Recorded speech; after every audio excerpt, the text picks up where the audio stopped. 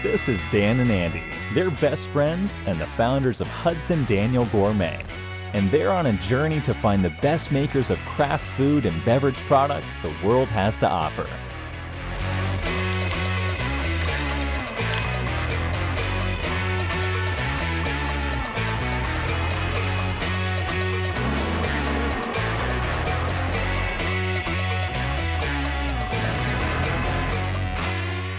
This is Meet Your Maker. Season 1, California Road Trip.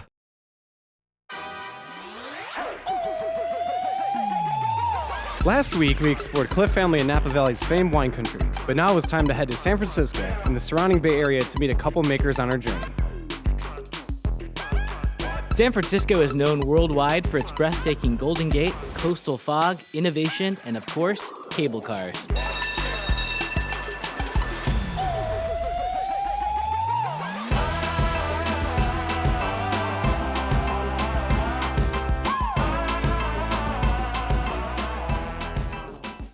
San Francisco is also known for their incredible food experiences, and we discovered that the city by the bay is baking up something extra special at Marlo's Bakeshop. Tell us about the biscottis. I mean, they're not traditional biscottis. Right. We've had them, they're amazing. So they're soft baked, so what does that mean exactly? Yeah, so my grandmother is Russian and my family background is Russian and Lithuanian, so they're not a traditional Italian biscotti because I'm not Italian. They're similar to a mandel bread, which is like a Jewish biscotti, and that's made with oil instead of butter. And so when you bake with oil, you tend to retain a little bit more fat. You're not evaporating all the moisture, and so what you're left with is a more tender crumb, so a softer crunch. So we describe our cookies as soft-baked biscotti to convey that sort of relative tenderness as compared to a traditional Italian biscotti. And we say these are the gentle on your dental biscotti, since they're not the break your tooth texture. The original is my grandmother's recipe, she's the OG. And then what we wanted to do is take the foundation of her recipe, which is kind of like a blank canvas, and I used my pastry school education to create all of our other flavors. And the idea behind, coffee cake and banana bread and pumpkin pie and brownie was, let's give people flavor profiles that are comfort food desserts that they're familiar with, but let's put it into a portable, dunkable format. Was there any objection within your family to go away from the original recipe, or was everyone pretty supportive about that? People were pretty supportive, Okay. and my grandmother is alive and kicking in Boca Raton, Florida, and she's super proud of the fact that I've been able to bring her recipe to life and then expand it and create all these other flavors of her cookie, and so she'll call and order them for her friends. Yeah, so it's been a gift. So it's sort of surreal for her to see that come to life, and her photo obviously on the boxes sit. That's great. Absolutely. She calls me like every week and just, how's the cookie biz? Yeah. It's really fun to be able to. So do you find that now that you're in the cookie biz, like everybody wants you to bring them when so parties? Yes. Well, people just expect me to have them on me at all times. It's like you've got a belt full of cookie boxes and you're just gonna be. I'll be in I could be in a pool and a swimsuit like, do you have any cookies on you? And I'm like, I didn't really go with this outfit, so. Next, Marlo led us down to her test kitchen, where we got to try a fresh batch of her grandmother's celebrated biscotti. I'd love to try the original. Great. I think I want to try Grandma's. Try the original, Grandma's secret recipe right here. It's our bestseller. Try some Thank of that. you. Got dark chocolate chips, I can already toasted tell the way you walnuts. broke it apart. It wasn't like your traditional biscotti where you're just like Exactly. snapping it. Yeah. Still great to dunk and dip, but it's not going to be, again, that break your tooth texture. So it's soft, but it's not too soft, which is nice because Yeah. the whole dunking is that's really critical. This is good. It's not overly sweet. That's Which I exactly the love. hope. Yeah, it's not going to blow out your palate with sugar. It's really well balanced, beautiful with coffee, tea, wine, bourbon. Put it on a cheese board in place of crackers. We think it's a really Oh my versatile God, cookie. cheese board, that'd be amazing. Yeah, pair that with like manchego or like a hard Oh parm. my God, yes. Yes. I love it. This is great. Well, thank you. Thank you for having us today. This has been a lot of fun. Thanks for walking us through your dream, and you made it a reality, which is awesome. Thanks. So thanks for having us. After leaving Marlo and finishing every cookie we could get our hands on, we headed to the Livermore Valley. Sometimes referred to as Napa South, Livermore is a great San Francisco suburb where you can explore an up-and-coming craft beer scene and is home to many world-famous wineries and vineyards.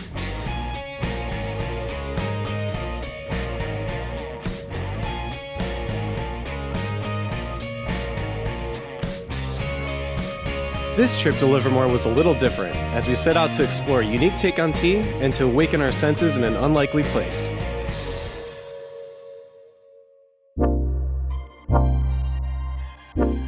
Luna Tea Company is more than just a pretty name and home to a serene experience that brings together exceptional teas and one-of-a-kind cocktails in a destination that is just as unique as their offerings.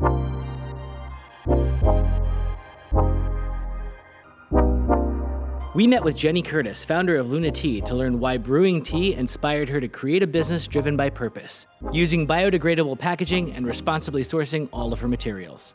So tell us about Luna. What got you into the tea business? You know, I always wanted to be in entrepreneurship, and I really wanted to have a life that had a little bit more meaning behind it than just working for other people. And I grew up with a mom who studied herbs, and we would always have tea together at her house out of a teapot. And it was this experience that most people didn't have, with teacups and a teapot, and you have to wait for it to brew, and we had conversation.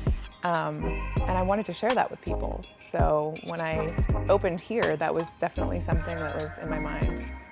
So we're all about finding people who make products with purpose. So, you know, eating with purpose, drinking with purpose. So tell us a little bit about, you're a conscious creator. What does that mean? What I want people to experience when they come in here is to kind of hang out, relax, and enjoy themselves, and get to know themselves a little bit better, because we're all about fast pace. We're all about like, go, go, go, go, go. So what I wanted was for people to come in and slow down and be aware of who they are and what they're doing in the world. Feels like a sanctuary when you walk in here. And it's so the uniquely smells decorated. And the scents, and it's beautiful. There's nothing like it, yeah. I kind of just say that it's me on the walls. It was just a space. I created a space that I wanted to be in every day, and I am here every day. So I was noticing on your menu you have tea cocktails, which is something that we Yeah. When we did some research on you, we really loved that. So tea cocktails. So tell us about like why tea cocktails and what made you come up with that, because that's unique. I think that's so cool. Thank you. A lot of people are coming here to relax on the weekend, and they just want to hang out. They want to blow off some steam. And then I found a company who does fermented spirits. And so they did fermented vodka, fermented whiskey, fermented rum, and all these really different things. And we kind of just sat around and brewed tea and thought about the flavor profiles of all the different stuff, and it came out with some really great drinks. So can we try making a couple tea cocktails? That'd be great. Yeah. Awesome. Yeah. Perfect.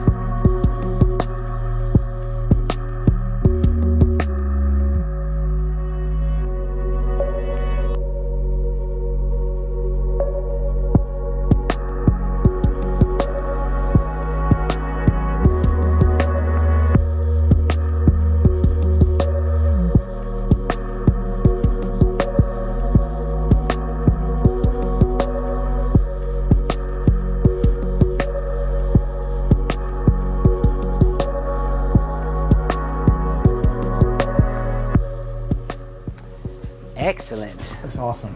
So what do we got here? That's the Sword Maiden's Mule, and this is the chai latte cocktail. So the Sword Maiden's Mule has Calm the Viking tea that we talked about earlier, which is chamomile, raspberry leaf, and ginger root. So I brew that extra strong.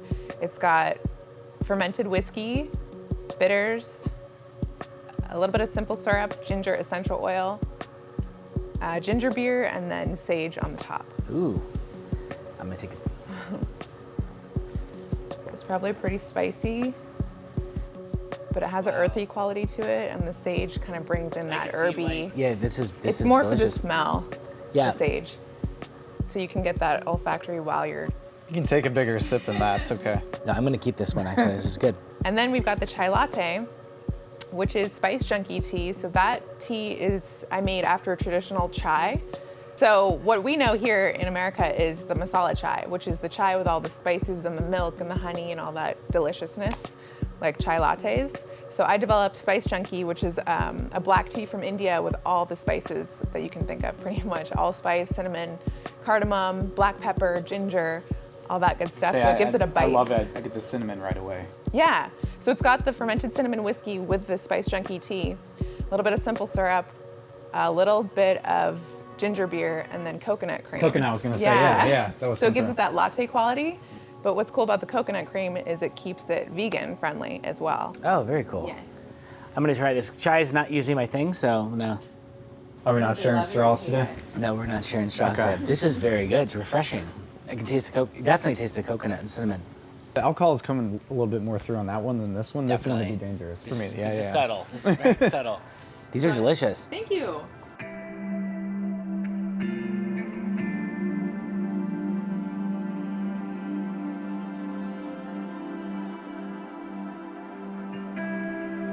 So, tea is this mindful experience because it kind of forces you to be in the moment, which is pretty neat because when I serve tea to people, I give them a timer and you have to sit here and wait for the tea to brew. So you could check your email, make a phone call, there's so many things you could do, or you could choose for the 5 minutes while your tea is brewing to just sit with yourself and take some deep breaths and Be present. yes, feel how you feel.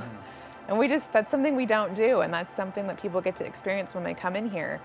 And it's an act of self-care, definitely, and that's a very unique thing to give to yourself. And I feel like it's the best gift you can give to yourself, because if you're not being present and you're not being authentic and you're not being deliberate, then you go about life meaningless and kind of wandering around. This is a green tea from China. It's called Dragonwell. And it tends to be more roasty in flavor rather than Japanese green teas, which tend to have a more grassy flavor that a lot of people know as green tea. It smells like a spicy cookie. Yeah. And it has all the spices, cinnamon, allspice, cardamom. This one also has orange and clove. Yeah, I can taste the cloves, yeah. So when you're tasting your tea, typically, almost like wine tasting, you want to kind of slurp it because it allows all the tea to get over your entire palate. So you can taste all the... It's a different experience when you slurp it, you're right. So do you find that the shop's full of people that are... No, not always, because I don't always share that with people unless they ask about it.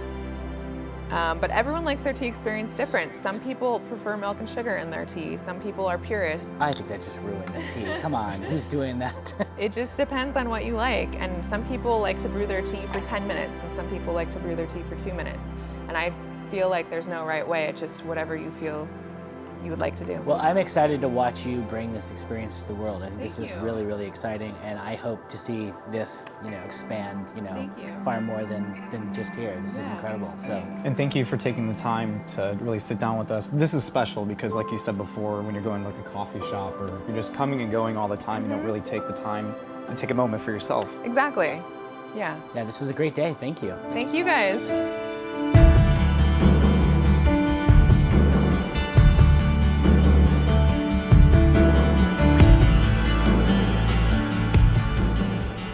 As we continued our journey to find food and beverage greatness, we leave the San Francisco Bay Area satisfied by 2 incredible discoveries and a day that was both sweet and enchanting.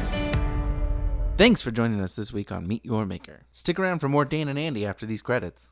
In the meantime, while you're here, why don't you tell us how you like to take your tea?